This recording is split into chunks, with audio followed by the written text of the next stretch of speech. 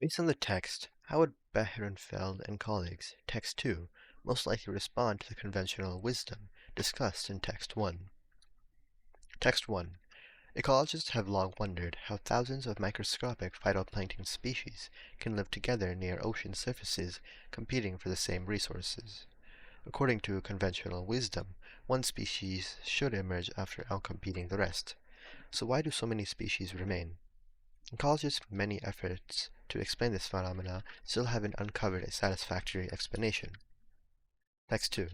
Ecologist Michael Behrenfeld and colleagues have connected phytoplankton's diversity to their microscopic size.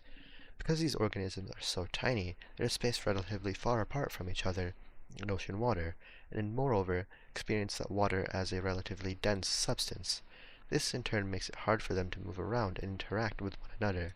Therefore, says Behrenfeld's team, direct competition among phytoplankton probably happens much less than previously thought. So, in text 1 it highlights how, according to conventional wisdom, with the thousands of microscopic phytoplankton species living together, competing for the same resources, one species should emerge after outcompeting the rest, but they don't, and that ecologists have difficulty explaining this phenomenon. Text 2 highlights how the Michael Behenfield and his colleagues have connected that the microorganisms are so tiny that they are spaced relatively far away, and this makes them experience ocean water much differently than people previously believed, and this results likely in a lot less direct competition than previously thought. A. By arguing that it is based on a misconception about phytoplankton species competing with one another.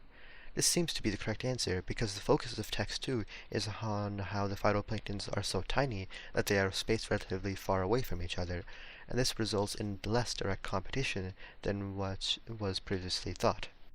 So, A seems to be the correct answer because it matches what text 2 is highlighting. B. By asserting that it fails to recognize that routine replenishment of ocean nutrients prevents competition between phytoplankton species. This is incorrect because nowhere does it say in text 2 about routine replenishment of ocean nutrients.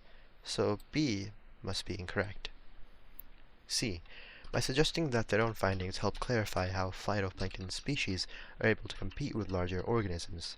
This is incorrect because text 1 and text 2 mentions how microscopic phytoplankton species compete with each other, not with larger organisms. So C must also be incorrect.